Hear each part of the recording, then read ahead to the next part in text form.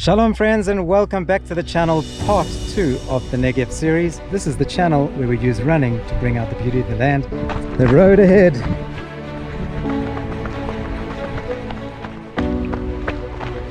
Wow.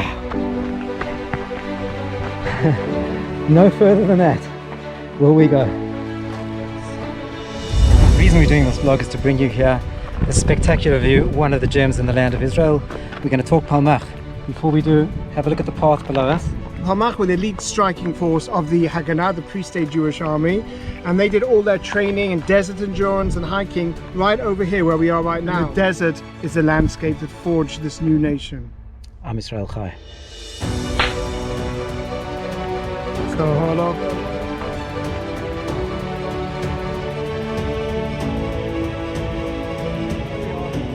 Look at this, guys. Middle of the summer, plenty of water in the desert. Get ready for the 15-meter Negev dash. And what we're going to do now is take you up ancient Nabataean steps. This was a good caravan stop. Fill up your water. So here we are, running the footsteps of history. Done.